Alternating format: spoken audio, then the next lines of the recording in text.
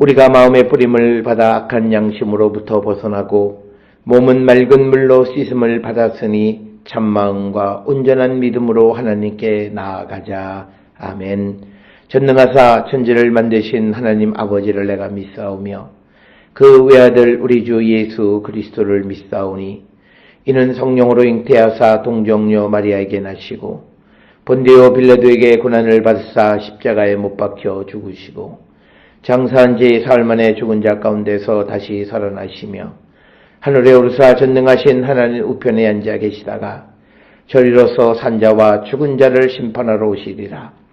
성령을 믿사오며 거룩한 공예와 성도가 서로 교통하는 것과 죄를 사하여 주시는 것과 몸이 다시 사는 것과 영원히 사는 것을 믿사옵나이다. 아멘.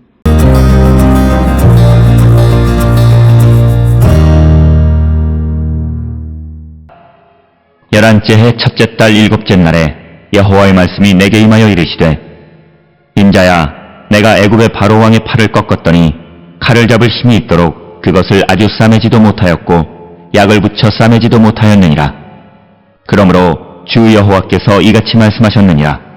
내가 애굽의 바로 왕을 대적하여 그 두 팔 곧 성한 팔과 이미 꺾인 팔을 꺾어서 칼이 그 손에서 떨어지게 하고 애굽 사람을 문나라 가운데로 흩으며 뭇 백성 가운데로 해칠지라.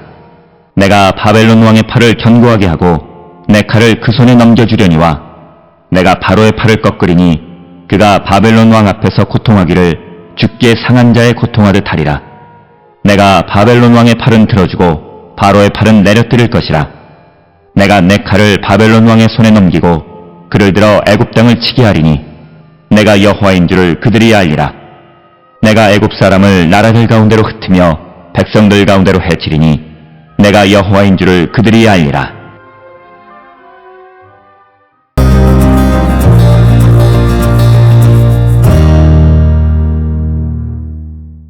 에스겔 30장 20절에서 26절에 있는 말씀은 애굽 왕의 팔이 꺾인, 그래서 꺾인 팔에 관한 이야기를 기록함으로써 애굽에 대한 하나님의 심판의 내용을 언급하고 있는 부분이 되겠습니다.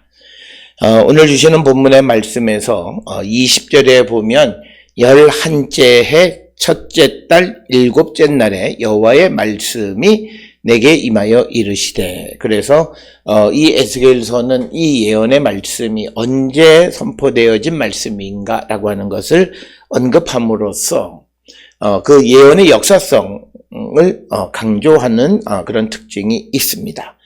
11째 해 첫째 달 일곱째 날을 우리가 환산해 보면 주전 587년 4월 29일로 우리가 이렇게 날짜를 정할 수 있고, 이것은 에스겔 29장 1절로부터 16절에 나와 있는 예언의 말씀이 있은 후 3개월 후에 다시 하나님의 말씀이 에스겔에게 임한 것이다 라고 하는 것입니다.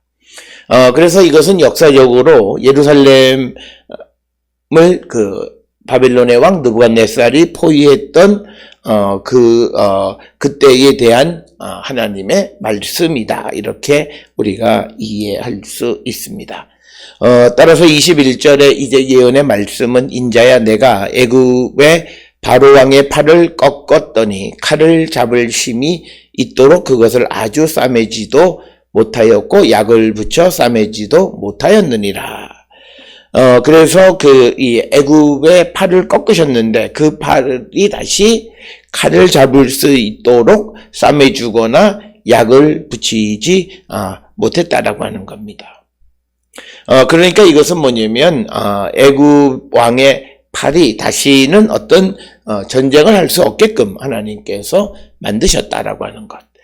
특별히 하나님께서 이 바로 왕의 팔을 꺾으신 이유는 이 바로 왕이 이스라엘의 왕을 꼬드겨서 하나님을 의지하는 것 대신에 자신을 의지하게 만드는 그런 역할을 했기 때문에 그 애굽을 하나님은 심판하신다라고 하는 겁니다. 특별히 오늘 우리가 이 땅을 살아갈 때에 우리가 하나님께서 어떤 일을 행하실 때 그 하나님의 뜻에 반하는 어떤 일을 행하거나 사람이 하나님보다 사람을 더 의지하게 만드는 그런 일들이 있을 때 때로는 하나님이 사람이 의지하는 그 의지처를 꺾어버리실 때도 있다라고 하는 것을 우리에게 보여주는 말씀입니다. 따라서 우리가 이 주변에 있는 어려운 이웃을 돕는 것은 우리가 꼭 필요한 것이긴 하지만 그러나 우리가 그의 어려움의 근본이 무엇인가라고 하는 것을 우리가 깊이 생각하고 우리가 돕는 일을 해야 된다. 그리고 또 하나님이 하시는 일이 무엇인가를 생각하는 것이 경우에 따라서는 내가 누구를 돕는 일을 피하려고 하는 어떤 그런 수단이 되어서도 안 된다라고 하는 것, 그것을 우리가 기억하셔야 되겠고, 그래서 이제 하나님께서 애굽의 바로왕의 팔을 꺾어서 다시는 칼을 잡을 그 힘을 주지 않으셨다라고 하는 겁니다.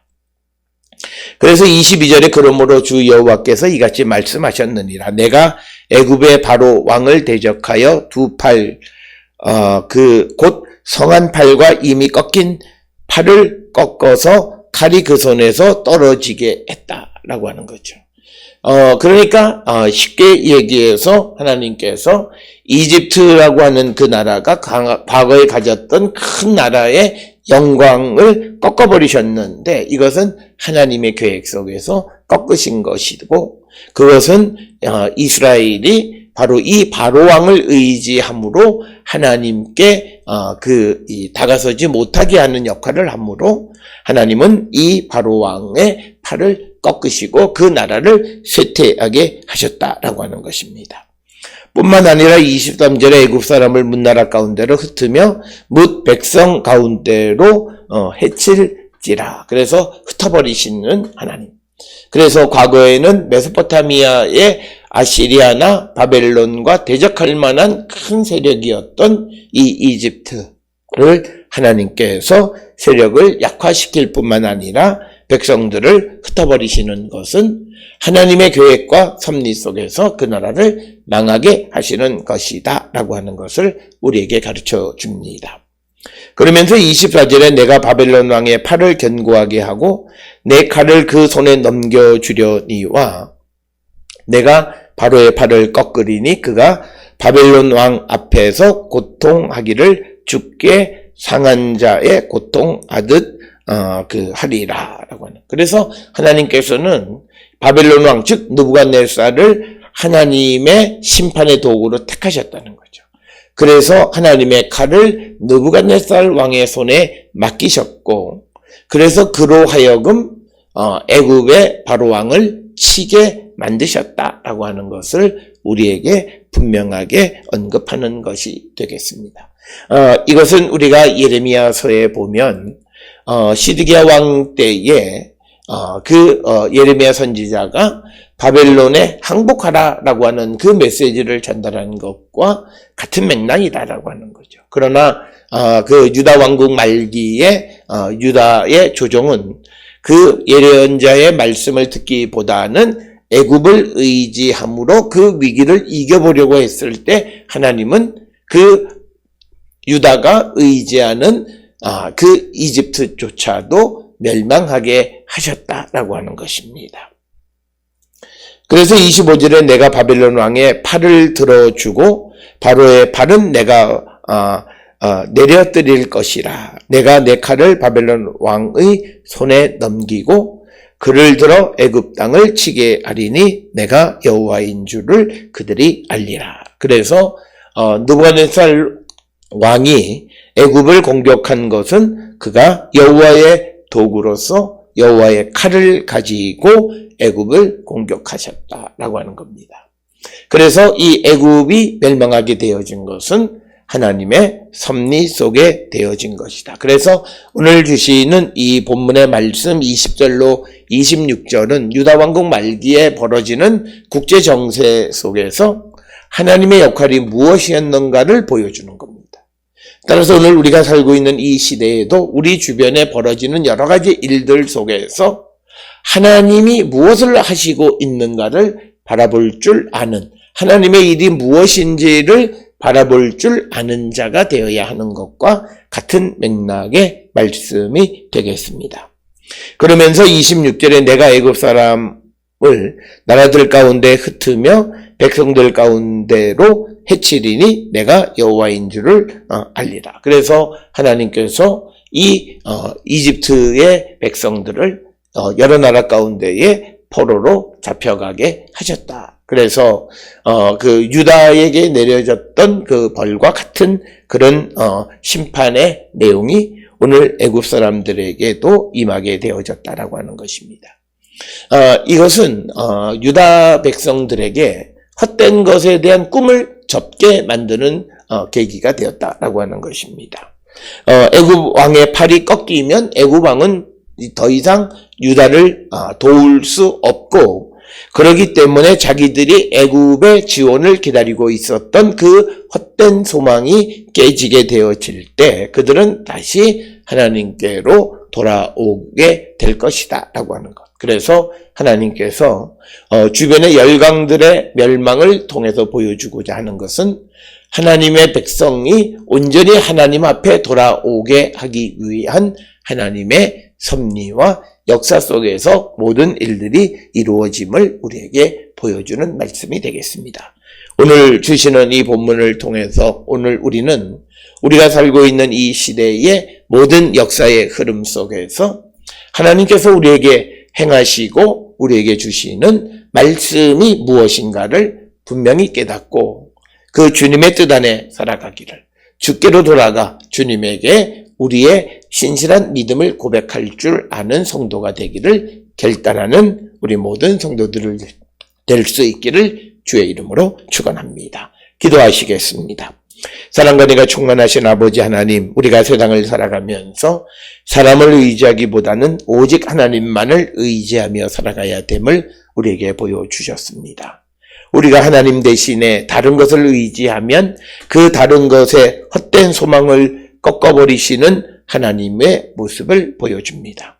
온전히 어렵고 힘든 때에 사람을 의지하기보다는 영원하신 하나님을 믿고 의지하기를 결단하는 우리 모든 성도 되게 인도하여 주시옵소서. 예수님의 이름으로 기도드렸사옵나이다. 아멘.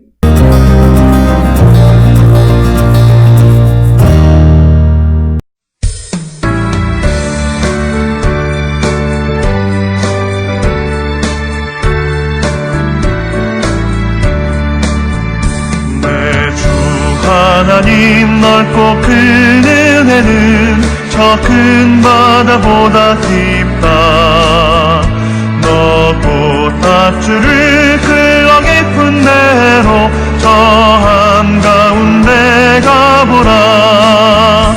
언덕을 떠나서 창파에 배 띄워 내 주 예수 은혜의 바다로 내 맘 거쳐가라. 왜 너 인생을 던지나 거기서 저 큰 바다 물결 보고 그 밑 모르는 깊은 바다 손을 한 번 헤아려 안 보나. 언덕을 떠나서 창가에 배 띄워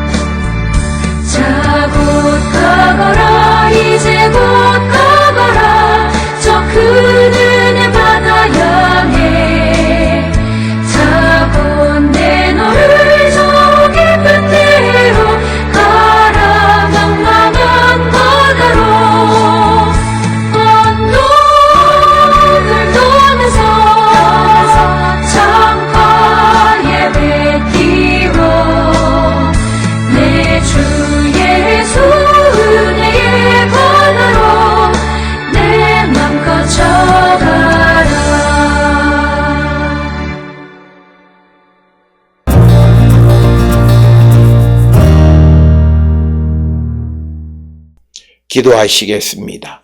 이제는 우리 주 예수 그리스도의 은혜와 하나님 아버지의 무한하신 사랑과 성령의 위로 역사 교통하심이 오직 하나님만을 믿고 의지하기를 결단하며 세상을 향해 나가는 우리 모든 성도들 머리 위에 지금으로부터 영원토록 함께 할지어다. 아멘. 주여